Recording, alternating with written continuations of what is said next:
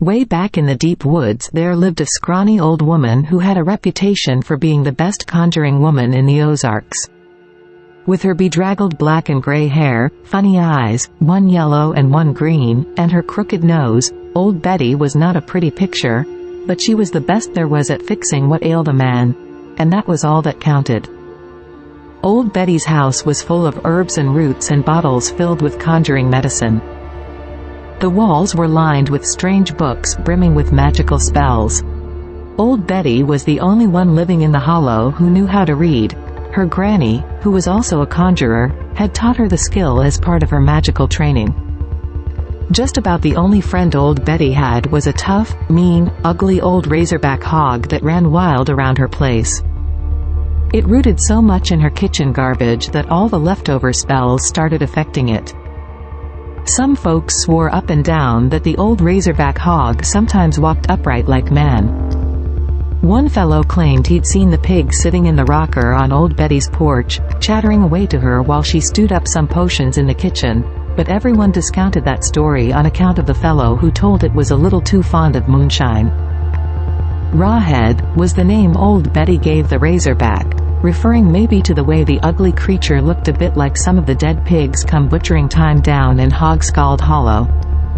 The razorback didn't mind the funny name. Rawhead kept following Old Betty around her little cabin and rooting up the kitchen leftovers. He'd even walk to town with her when she came to the local mercantile to sell her home remedies. Well, folks in town got so used to seeing Rawhead and Old Betty around the town that it looked mighty strange one day around hog driving time when Old Betty came to the mercantile without him. "Where's Rawhead?" the owner asked as he accepted her basket full of home remedy potions. The liquid in the bottles swished in an agitate manner as Old Betty said, "I ain't seen him around today, and I'm mighty worried." "You seen him here in town?" "Nobody's seen him around today." "They would have told me if they did," the mercantile owner said. "We'll keep a lookout for you." "That's mighty kind of you." "If you see him, tell him to come home straight away," Old Betty said. The mercantile owner nodded agreement as he handed over her weekly pay. Old Betty fussed to herself all the way home. It wasn't like Rawhead to disappear, especially not the day they went to town. The man at the mercantile always saved the best scraps for the mean old razorback, and Rawhead never missed a visit. When the old conjuring woman got home, she mixed up a potion and poured it onto a flat plate. "Where's that old hog got to?" she asked the liquid. It clouded over and then a series of pictures formed. First, Old Betty saw the good-for-nothing hunter that lived on the next ridge sneaking around the forest, rounding up razorback hogs that didn't belong to him. One of the hogs was Rawhead. Then she saw him taking the hogs down to Hogscald Hollow, where folks from the next town were slaughtering their razorbacks. Then she saw her hog, Rawhead, slaughtered with the rest of the pigs and hung up for gutting.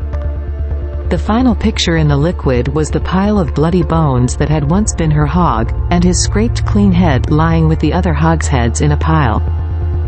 Old Betty was infuriated by the death of her only friend. It was murder to her, plain and simple. Everyone in 3 counties knew that Rawhead was her friend, and that lazy, hog-stealing, good-for-nothing hunter on the ridge was going to pay for slaughtering him. Now Old Betty tried to practice white conjuring most of the time, but she knew the dark secrets too.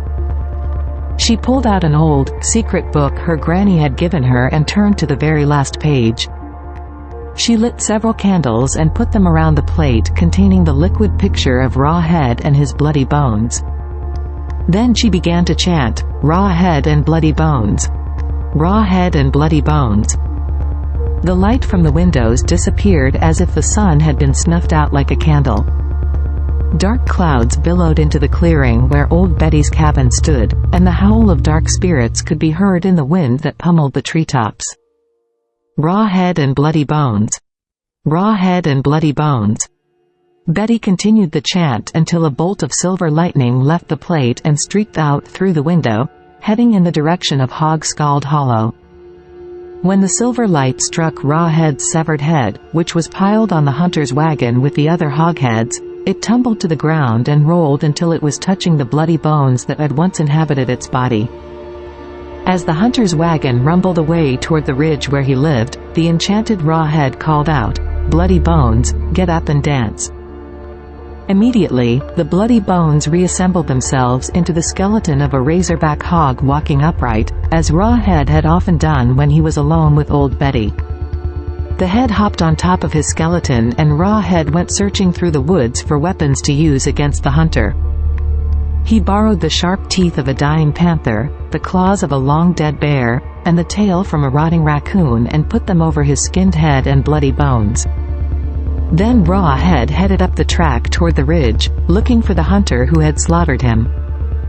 Rawhead slipped past the thief on the road and slid into the barn where the hunter kept his horse and wagon. Rawhead climbed up into the loft and waited for the hunter to come home. It was dusk when the hunter drove into the barn and unhitched his horse. The horse snorted in fear, sensing the presence of Rawhead in the loft. Wondering what was disturbing his usually calm horse, the hunter looked around and saw a large pair of eyes staring down at him from the darkness in the loft. The hunter frowned, thinking it was one of the local kids fooling around in his barn. "Lando Goshen, what have you got those big eyes for?" he snapped, thinking the kids were trying to scare him with some crazy mask. "To see your grave," Rawhead rumbled very softly. The hunter snorted irritably and put his horse into the stall. "Very funny." "Ha, ha," the hunter said. When he came out of the stall, he saw Rawhead had crept forward a bit further.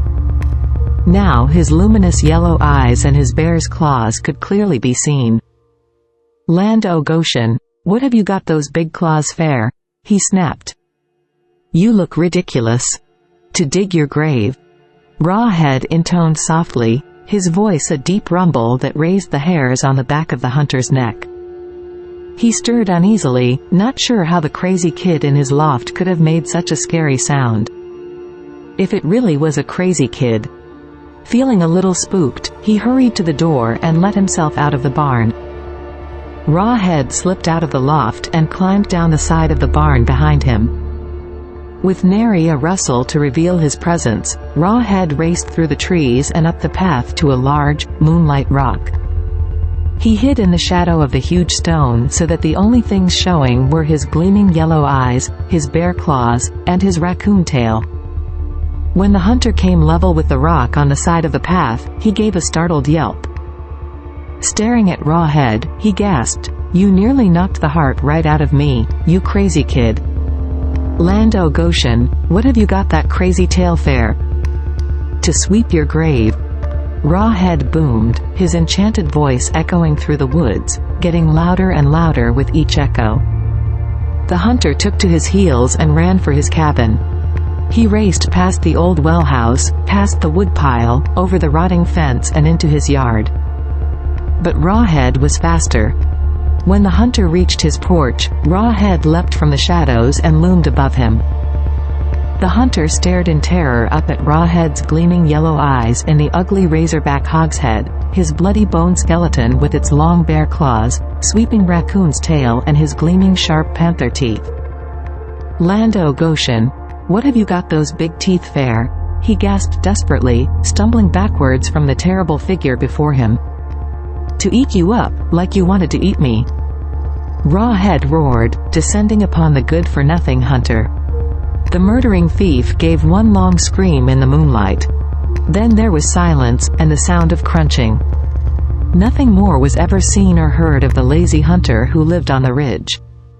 His horse also disappeared that night. But sometimes folks would see Rawhead roaming through the forest in the company of his friend Old Betty. And once a month, on the night of the full moon, Rawhead would ride the hunter's horse through town, wearing the old man's blue overalls over his bloody bones with a hole cut out for his raccoon tail. In his bloody, bear-clawed hands, he carried his raw, razorback hog's head, lifting it high against the full moon for everyone to see. The storm lasted so long that they thought they would starve. Finally, when the wind and swirling snow had died away to just a memory, the father, who was a brave warrior, ventured outside. The next storm was already on the horizon, but if food was not found soon, the family would starve. Keeping his knife and spear close, he ventured out upon the most frequently used game trail, watching intently for some sign, in the newly fallen snow, of animal footprints or movement of any kind. The forest lay deep and oddly silent under its gleaming coating of ice and snow. Every creature of sense lay deep within its burrow and slept. Still, the warrior hunted, knowing how desperate his family had become. As he moved through the eerie stillness, broken only by the soft caress of the wind, he heard a strange hissing noise. It came from everywhere and nowhere at once. The warrior stopped, his heart pounding. That was when he saw the blood-soaked footprints appearing on the path in front of him. He gripped his knife tightly, knowing that somewhere, watching him, was a Wendigo. He had learned about the Wendigo at his father's knee. It was a large creature, as tall as a tree, with a lipless mouth and jagged teeth. Its breath was a strange hiss, its footprints full of blood, and it ate any man, woman or child who ventured into its territory. And those were the lucky ones.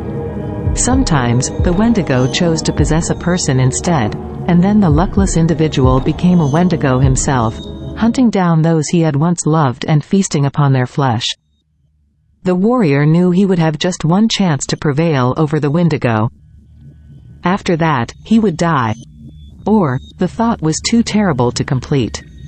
Slowly, he backed away from the bloody footprints, listening to the hissing sound.